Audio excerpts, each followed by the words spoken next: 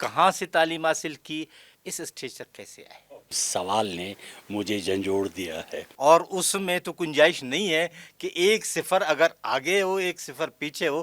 دو چار سے ہم دو چار ضرور رہے، مگر ہم نے علمی تشنگی کی پیاس کو بجھانے کے لیے ہر وقت کوثر علم سے لبریز ہونے کی کوشش کی۔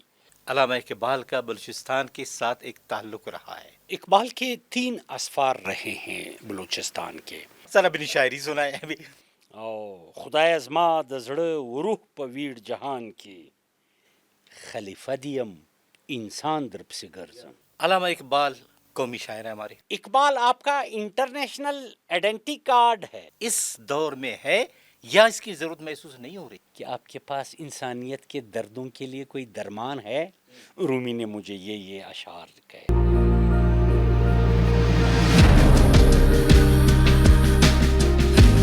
بسم اللہ الرحمن الرحیم۔ السلام علیکم ناظرین، نظربان کے اس پلیٹ فارم سے جو پروگرام ہے وہ عروف کی خوشبو، یعنی عرف بھی اپنی خوشبو بکیرتے ہیں، اور ان عروف کو ہمارے ادبا، ہمارے شعراء، ہمارے دانشور، ہمارے لکاری لوگوں تک پہنچاتے ہیں۔ آج ہمارے اس پروگرام کے مہمان ہیں بلوچستان کے ایک نامور ادیب، شاعر، ایک لکاری، پشتو، فارسی اور اردو میں لکھتے ہیں، کئی کتابیں شائع ہو چکی ہیں، اقبالیات پر کام کیا ہے، ہم انہیں ماہر اقبالیات کہتے ہیں، اور اس وقت موجودہ ڈائریکٹر ہیں اقبال اکیڈمی پاکستان کی۔ رفیقی صاحب، آپ کو ہم خوش آمدید کہتے ہیں۔ شکریہ بیدار صاحب، آپ سلامت رہے۔ ہم عبدالرؤف رفیقی کو ایک ایز اے ادیب، ایز اے شاعر، ایز اے اقبالیات کے ایک ماہر کی حیثیت سے تو جانتے ہیں، لیکن عبدالرؤف اپنا تعارف کروائے کہ کب پیدا ہوئے، کہاں سے تعلیم حاصل کی، اس اسٹیج تک کیسے آئے؟ اوکے، تھینک یو، جزاک اللہ۔ ماشاء اللہ، آپ کی بصیرت افروز سوال نے مجھے جھنجھوڑ دیا ہے۔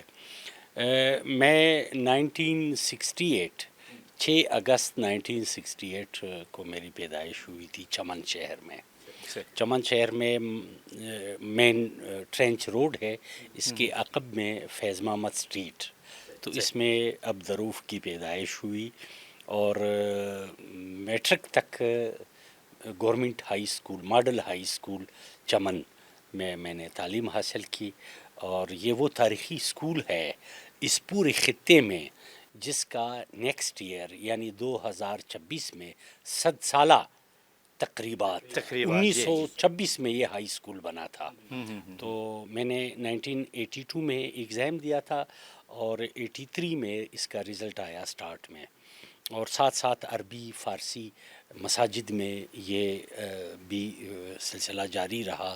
مسجد میں فقہ اور صلاۃ ہدایت تک رسمی مدارس کی تعلیم کا سلسلہ جاری رہا۔ اس کے بعد میں نے گورنمنٹ کالج، انٹر کالج چمن سے ایف ایس سی کیا۔ 85 میں آیا ادھر science college, B S C میں ایڈمیشن لیا 1985۔ 87 میں یہاں سے فارغ ہو کے 87 ہی میں بلوچستان یونیورسٹی میں شعبہ نباتات میں نے ایڈمیشن لیا، اور 90 میں ہم فارغ ہوئے، اور پوزیشن ہولڈر الحمدللہ باٹنی میں۔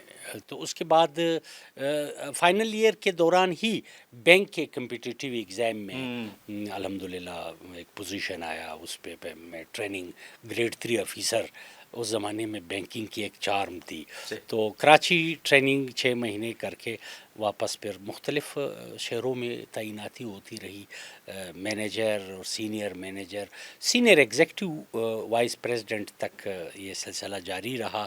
بینکنگ کے ساتھ ساتھ میں نے ایم اے اسلامیات کیا، ایم اے پشتو لٹریچر کیا، اور بلوچستان یونیورسٹی ٹاپ کی اس وقت، اور ساتھ ساتھ ایم فل اقبالیات، اور پھر پی ایچ ڈی اقبالیات بینکنگ کے ساتھ اس وقت۔ اچھا رفیق صاحب، بینکنگ کا شعبہ بہت، ہم یہ کہتے ہیں کہ یار بینکنگ کا شعبہ تو چونکہ اکاؤنٹ کا شعبہ ہے، ٹھیک ہے نا، اور اس میں تو گنجائش نہیں ہے کہ ایک صفر اگر آگے ہو ایک صفر پیچھے ہو تو لاکھوں نہیں کروڑوں کا یہ مسئلہ ہو جاتا ہے۔ اور ہم جاتے ہیں جب بینکوں میں تو دیکھتے ہیں کہ جناب صبح سے شام تک اتنے کولڈ طریقے سے وہ کام کرتے ہیں اور اتنے مصروف ہیں کہ 1 منٹ کا ٹائم نہیں ہے، اس کے باوجود بھی کہ وہ ایک بینکنگ کے شعبے سے وابستہ ہوتے ہوئے علم اور ادب اور ایم اے اور سلسلہ چلتا رہا پی ایچ ڈی تک، یہ کیسے؟ تو یہ سلسلہ جاری رہا. جب بینکنگ میں ایکسیڈنٹلی چلا گیا یہاں، چونکہ وہ سلسلہ تھا نہیں پراپر جاب کا، تو بس یہاں جاب ملا اور ہم چلے گئے. لیکن ہم نے تھن من دھن سے کبھی بھی بینکنگ کو ایکسیپٹ نہیں کیا. دو چار سے ہم دو چار ضرور رہے، مگر ہم نے علمی تشنگی کی پیاس کو بجھانے کے لیے ہر وقت کوثر علم سے لبریز ہونے کی کوشش کی. اور یہ سلسلہ یہاں تک جاری رہا کہ آپ دیکھیے کہ بینکنگ میں بھی آپ ماشاءاللہ خود بھی شاعر ہے، عروض کے لحاظ سے اشعار کی تختی، اور وزن، بحر، قافیہ اور ردیف، ڈسپلنڈ. تو بینکنگ بھی ایک پریکٹیکلی حساب کتاب کی ڈسپلنڈ آرگنائزیشن ہے. لیکن علم و ادب کی جو بینکنگ میں جتنا میں تھک جاتا تھا، اور علم و ادب کے مطالعے اور اس میں میری تھکاوٹ ریلیز ہوتی اور مجھے سرور اور شادمانی ملتی رہی. یہاں تک کہ بینکنگ میں نہ آپ کے ایم فل کے انکریمنٹ لگتے ہیں، نہ پی ایچ ڈی کے انکریمنٹ لگتے نہیں ہیں. لگتے، بالکل. لیکن وہ میں شوق ہے، شوق یعنی ہے. اس زمانے میں ایچ ای سی بھی نہیں بنی تھی، اور اس زمانے میں بلوچستان میں سپروائزر بھی نہیں مل رہا تھا. ایک ڈاکٹر سلطان الطاف علی صاحب پی ایچ ڈی تھے لٹریچر میں، ایک ڈاکٹر انعام الحق کوثر صاحب مرحوم یہ تھے. تو پھر کوثر صاحب نے عذرائے شفقت مجھے اپنے حلقہ تلامذ میں قبول کیا. میں نے ایم فل بھی ان کی نگرانی میں کی، پشتو شاعری پر اقبال کے اثرات، اور اس کے بعد P H D Iqbal studies in Afghanistan. یہ تعلیمی سلسلہ اور تھوڑا سا سروس کا سلسلہ جاری رہا.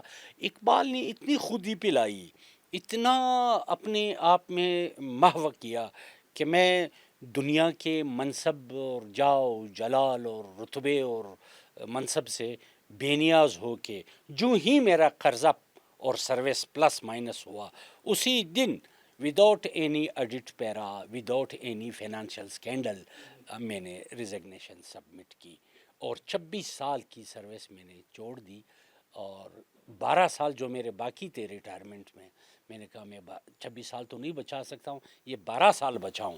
اور وہاں سے آ کے پھر 1 سال تک انٹرنیشنل اسلامک یونیورسٹی اسلام آباد میں اقبال فیلوشپ ملی. اس کے بعد بلوچستان یونیورسٹی میں 1 سال تک ڈائریکٹر خان شہید چیئر رہا. اقبال اکیڈمی آف پاکستان میں ڈائریکٹر کی حیثیت سے تعیناتی ہوئی، اور اکتوبر 2023 سے لاہور میں ہوں. اور یہ 3 سالہ مدت ہوتا ہے، ایکسٹینڈیبل ہوتا ہے. دیکھتے ہیں خدا کون سا کام کب. اچھا رفیقی صاحب، بہت کم لوگوں کو معلوم ہے کہ علامہ اقبال کا بلوچستان کے ساتھ ایک تعلق رہا ہے، اور وہ بھی یہ بھی نہیں جانتے ہیں کہ علامہ اقبال نے کبھی کوئٹے کا یا اس طرف افغانستان کا تو معلوم ہے کہ سفر کیا، کہ کوئٹے کے لوگوں سے بھی اس کی آشنائی تھی، ملتے تھے، آنا ہو جانا ہوا.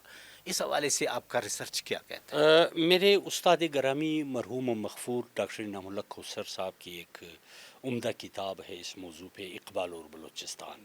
2 سال قبل میرا ایک ریسرچ پیپر بھی اس پہ شائع ہوا، اقبال کا ویژن، سی پیک اور بلوچستان. اس موضوع پہ میں نے لکھا.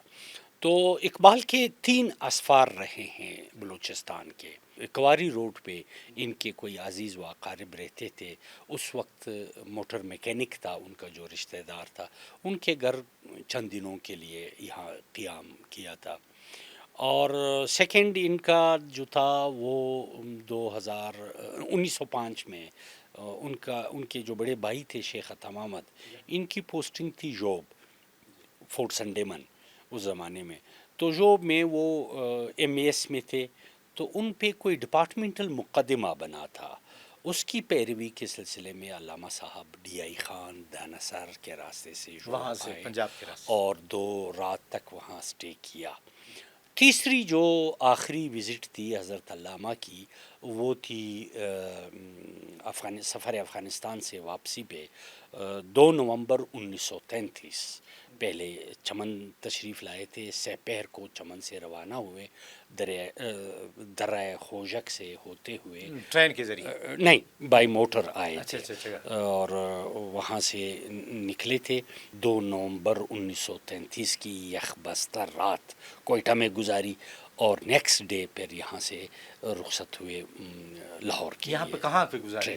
یہاں پہ اس زمانے میں ایک ڈاک بنگلہ ہوتا تھا، اس ڈاک بنگلے میں انہوں نے اسٹے کیا تھا، جو گورنمنٹ کا ایک ریزیڈینشل یعنی یہ اپارٹمنٹ تھا۔ 1935 کے زلزلے سے پہلے؟ پہلے 1933 37 اور 35 میں پھر زلزلہ آ گیا، اور وہ ڈاک بنگلہ بھی بالکل ختم ہو گیا۔ اچھا اچھا، اس کے علاوہ بلوچستان کے لوگوں کے ساتھ اس کا کوئی رابطہ؟ مختلف لوگوں کے ساتھ رابطہ رہا، بلکہ مختلف لوگ ان کے شاگرد بھی رہے۔ جن دنوں حضرت علامہ پڑھاتے تھے لاہور میں، اس وقت علامہ عبدالعلی اخندزادہ کے پشین کے علامہ عبدالعلی اخندزادہ کے ایک بیٹے تھے عبدالحق زبور مرحوم، جنہوں نے خودکشی کی، وہ اقبال کے شاگرد رہے تھے، اور اردو کے مشہور شاعر محمود شیرانی کے بیٹے اختر شیرانی اور عبدالحق زبور کلاس فیلو تھے لاہور میں۔ تو اس کے علاوہ مختلف لوگوں کے ساتھ حضرت علامہ کے مراسم رہے، اور خان شہید عبدالصمد خان اچکزئی، یعنی جس وقت مسلم کانفرنس، آل انڈیا مسلم کانفرنس بنی لاہور میں 1930 میں، علامہ صاحب اس کے پریزیڈنٹ تھے، اور خان شہید عبدالصمد خان اچکزئی ان کے مسلم کانفرنس کے ایگزیکٹو ممبر تھے۔ جی، تو یہ ایک سیاسی ہم سفر، دونوں ایک فکری نہج پہ اکٹھے تھے، بلکہ خود نوشت ابھی چند سال پہلے خان شہید کی خود نوشت شائع ہوئی ہے، ازما جوندو جوندن، اس میں انہوں نے اعتراف کیا ہے کہ اگر اقبال کے لب پہ آتی ہے دعا بن کے تمنا میری، خان شہید لکھتے ہیں کہ میں گلستان ہائی اسکول میں اسٹوڈنٹ تھا، تو میں روزانہ اس دعا کا گردان کرتا رہتا تھا تاکہ یہ کریکٹرز جو علامہ نے خدا سے مانگے ہیں تو یہ میری شخصیت میں پنپ جائے۔ اور انہوں نے برملا اعتراف کیا ہے، ایک اور جملہ کسی نے ان سے املا کروایا ہے کہ اگر ایک یہ جملہ نہ ہوتا اور ایک اقبال کی یہ دعا نہ ہوتی، میں یہ عبدالصمد نہیں بنتا جو ابھی ہوں۔ تو اس طرح کے مختلف چیزیں ہیں جو علامہ صاحب بلوچستان اور اس خطے سے ان کے توقعات تھے۔ بڈھے بلوچ کی جو نصیحت ہے، میں سمجھتا ہوں کہ جس وقت 1933 میں علامہ سفر افغانستان سے واپسی پہ یہاں سے ٹرین کے ذریعے جا رہے تھے، تو بلوچستان کے بے آب و گیا سنگلاخ چٹانوں اور پہاڑوں کو، اور اس وقت آبادی اتنی نہیں تھی۔ دشت و جبل کو دیکھ کے انہوں نے یہ نظم لکھی، بڈھے بلوچ کی نصیحت۔ اچھا، آتے ہیں آپ کی شاعری کی طرف۔ جی، آپ نے پشتو میں شاعری کی، اردو میں بھی کی، فارسی میں بھی ہے، تو اپنی آپ پہلے پشتو، پھر اردو، پھر فارسی؟ میں آپ کا مشکور ہوں۔ میرے ابھی تک کوئی ریسرچ بیس اورینٹل سٹڈیز اور یہ جو خطہ ہے اس کا لسانی حوالے سے، لسانی تشکیل، ادبی تاریخ، رجال، علم الرجال، اس پہ میرا کام ہے۔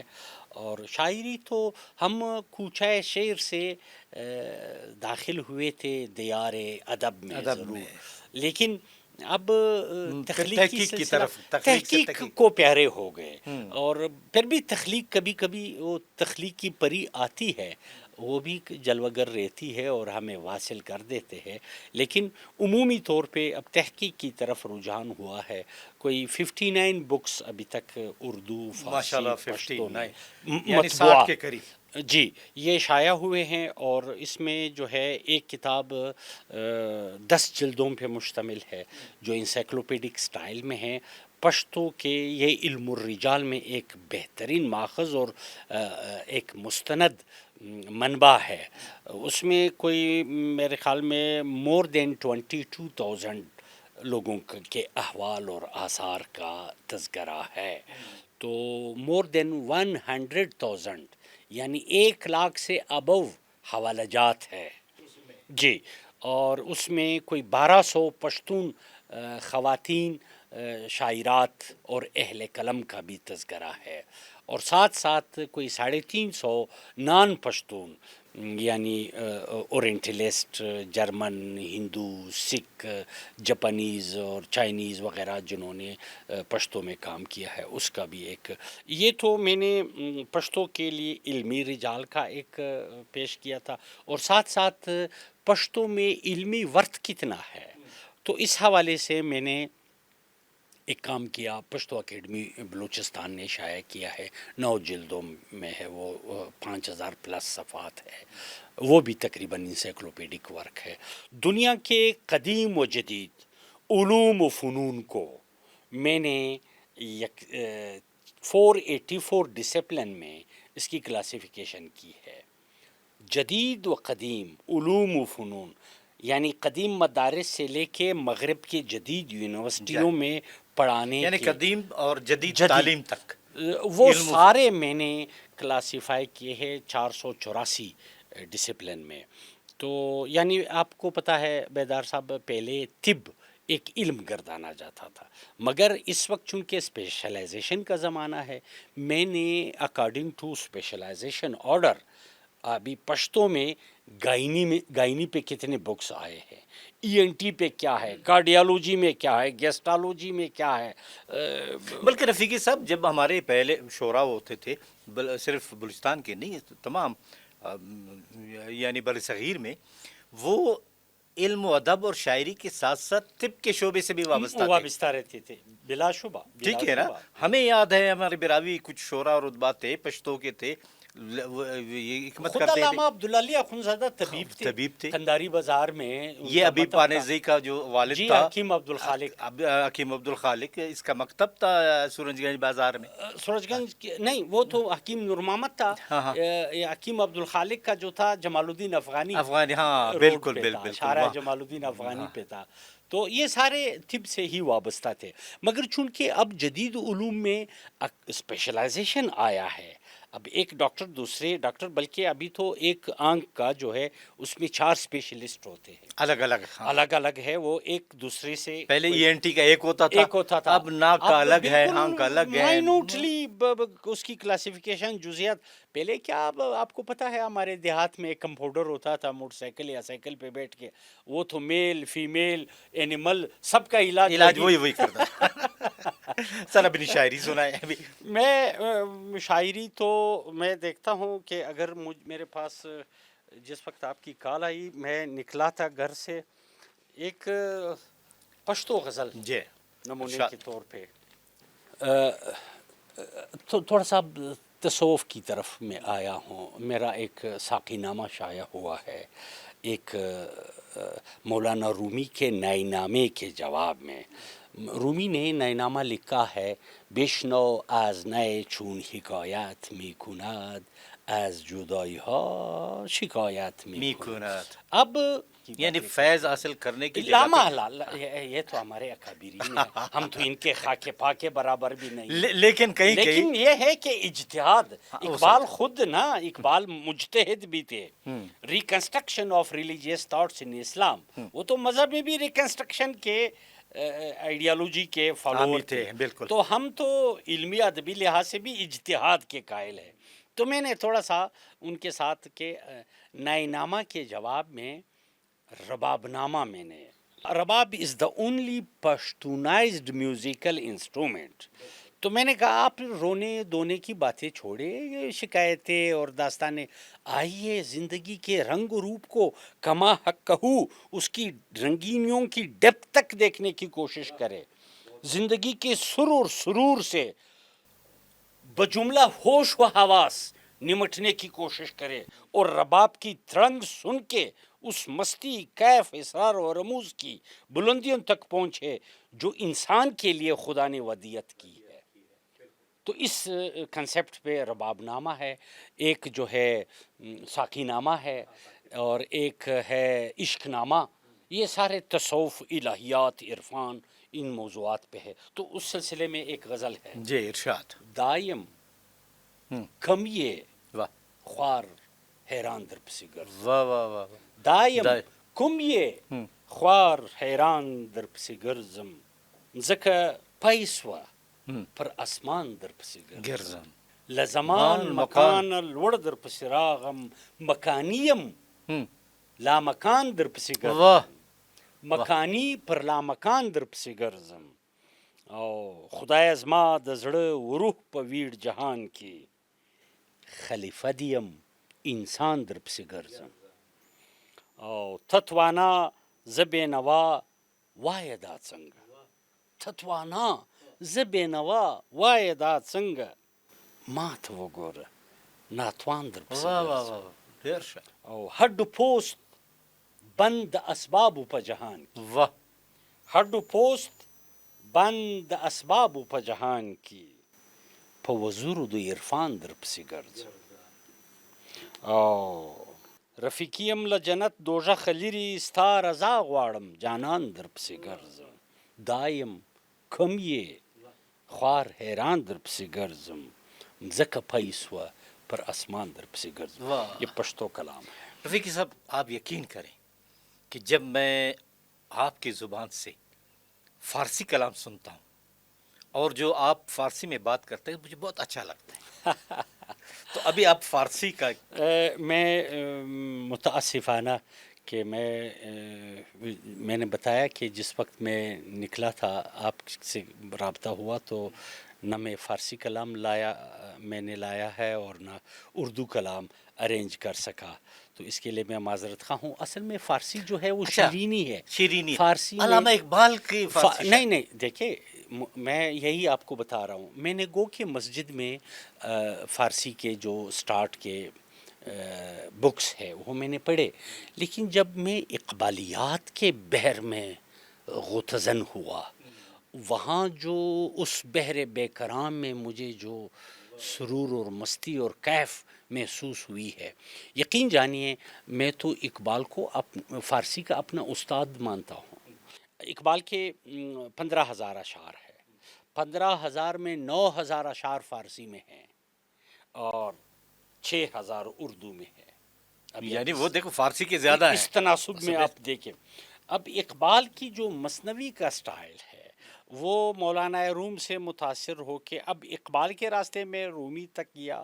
وہاں سے حافظ و خیام و سعدی و ثنائی غزنوی تک گیا یہ ایک ارتقائی سفر تھا جس کا کریڈٹ اقبال کو جاتا ہے علامہ فرماتے ہیں کہ نغمہ کو جا ومن کو جا سازو سخن بہانائیست واہ واہ واہ واہ نغمہ کو جا ومن کو جا سازو سخن بہانائیست بسیار خوب سوئی قطار می کشم ناقہ بے زمان واہ یہ جو آفاقیت ہے یہ اقبال کا وتیرہ ہے ایک ملت کے حوالے سے ان کا جو عالمگیر تصور ہے اردو میں جیسے کہا تھا کہ ایک ہو مسلم حرم کی پاسبانی کے لیے نیل کے ساحل سے لے کر تابہ کے یہ جو تصور ہے فارسی میں نہ افغانم و نہ از ترک و تتارم چمن زادم و از یک شاخسار بسیار خوب تمیز رنگ و بو بر ما حرام است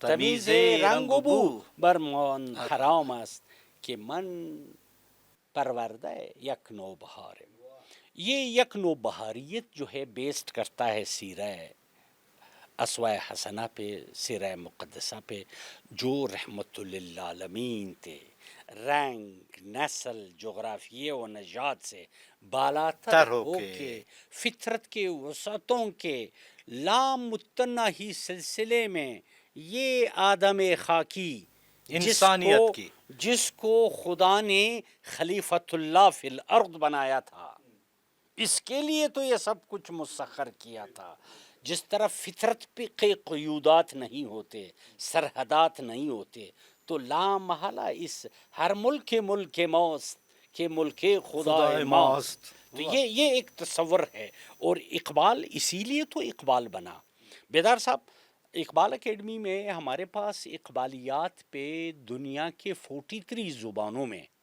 کام موجود ہے کیا مجبوری ہے کہ وہ لوگ اقبال پہ کام کر رہے ہیں 43 لینگویجز آف دا ورلڈ اس پہ اقبال پہ کام ہے سیرہ کے بعد چونکہ وہ ہمارے ایمان کا حصہ ہے. پوری اسلامی امہ میں سب سے زیادہ کام اقبال پہ ہوا ہے. اب سوچئے کہ ہم نے ایک پروجیکٹ دیا تھا ڈاکٹر رفیع الدین ہاشمی مرحوم کو کتابیات اقبال کے حوالے سے. 6,000 کتابیات وہ مرتب کر سکے اور وہ اللہ کو پیارے ہوئے. جبکہ اس وقت 7,000 پلس ٹائٹل ہے اقبال کے فن، فکر، شخصیت، افکار، نظریات عالمگیر سطح پہ. اور اقبال اکیڈمی نے 27 زبانوں میں اقبالیات پہ اپنے ریسرچ شائع کیے ہیں.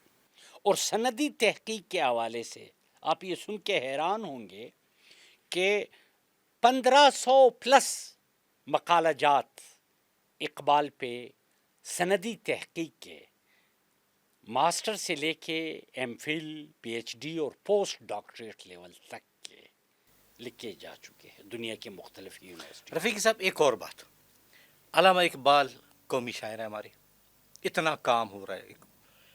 اقبال اکیڈمی جیسے کتابوں کو اور مقالوں کا ذکر کیا، اسی طرح قائد اعظم اکیڈمی ہے، اسی طرح اکیڈمی ادبیات، اکیڈمی آف لیٹرس پاکستان ہے، اور اسی طرح اردو سائنس بورڈ ہے اور اردو لغت کے حوالے سے جو کام ہو رہا ہے.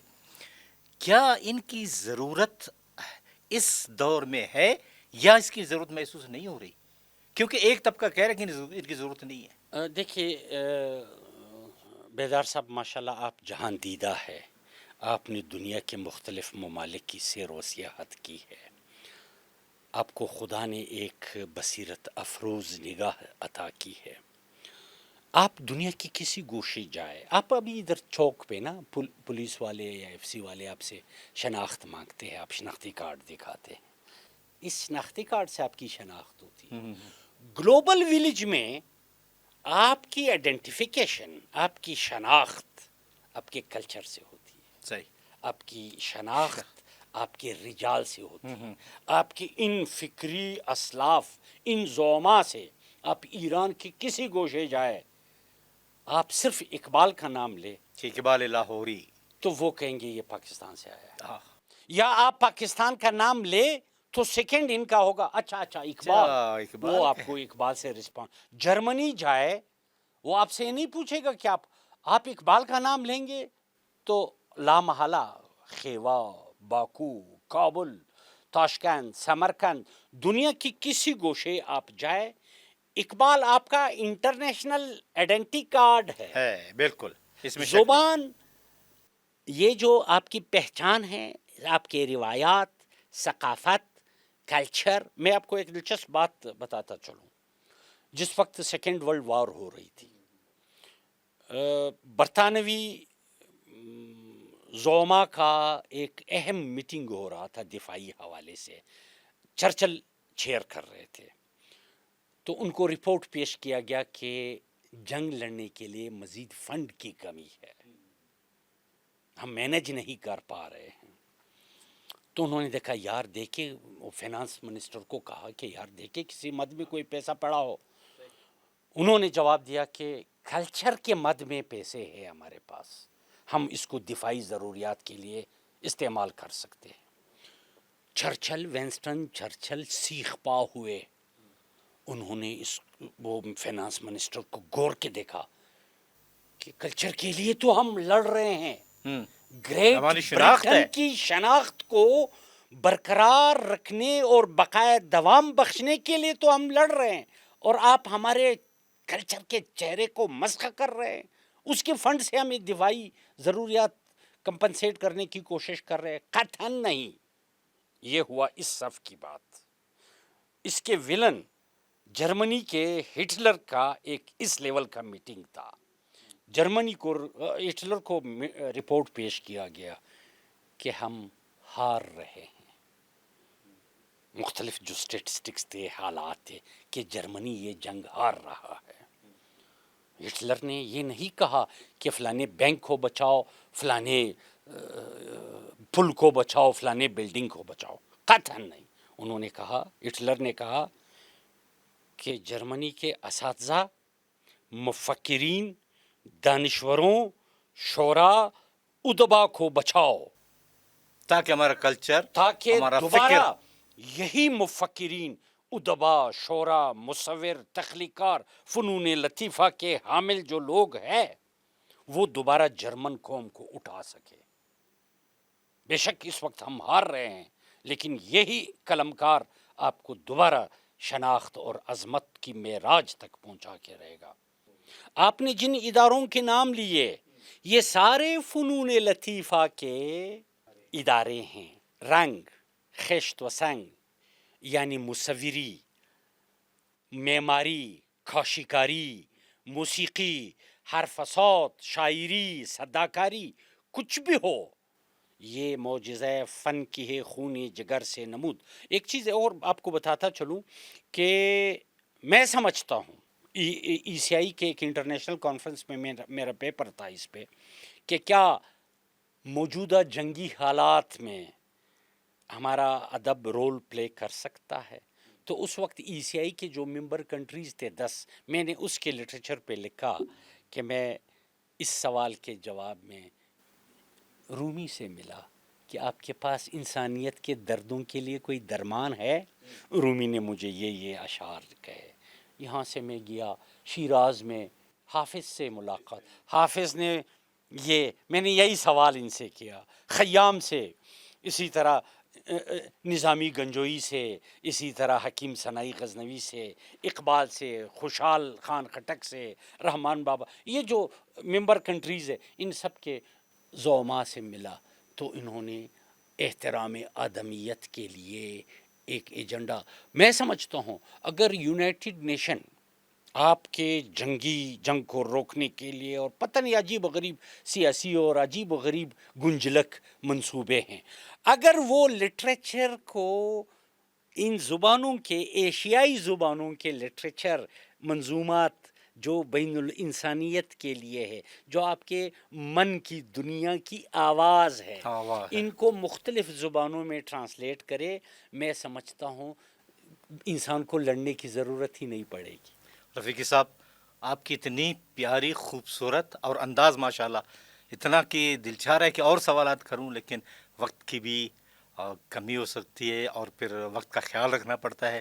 انشاءاللہ پھر کسی پروگرام میں اس حوالے سے بات کریں گے. آپ کا بہت بہت شکریہ کہ حروف کی خوشبو پروگرام میں اور نظربات کے اس پلیٹ فارم پہ کیا میسیج دینا چاہیں گے؟ اقبال کا ایک شعر ہے، یہ کائنات ابھی نا تمام ہے. واہ واہ واہ واہ. یہ کائنات ابھی ناتمام ہے شاید، کہ آ رہی ہے دم دم صدائے کن فیکون.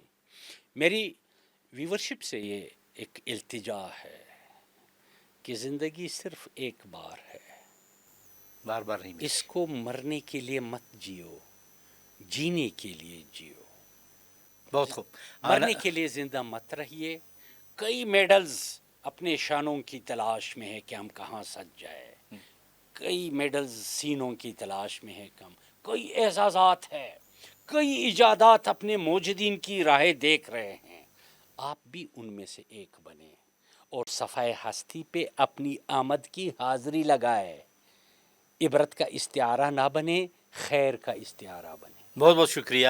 ناظرین، آپ نے عبدالرؤف رفیقی صاحب کی عالمانہ، دانشورانہ باتیں سنی. ہمیں چاہیے کہ ہم علم و ادب کی اس کاروان میں شامل ہو کر انسانیت کو بچائیں. انسانیت جو اللہ تعالیٰ نے اس کو تخلیق کیا، ایک انسان کو اشرف المخلوقات بنایا اس دنیا میں، اور اس کا کام امن، آشتی اور ایک دوسرے کے ساتھ برادرانہ تعلقات پہ ہے. اگر ہم چاہیں گے یا ہم چاہتے ہیں کہ ہمارا قوم، ہمارا ملک ترقی کرے، تو علم و ادب کے اس کاروان میں شامل ہو. حروف کے خوشبو کے پروگرام سے اپنے میزبان ڈاکٹر قیوم بیدار کو اجازت دیجیے. اللہ حافظ.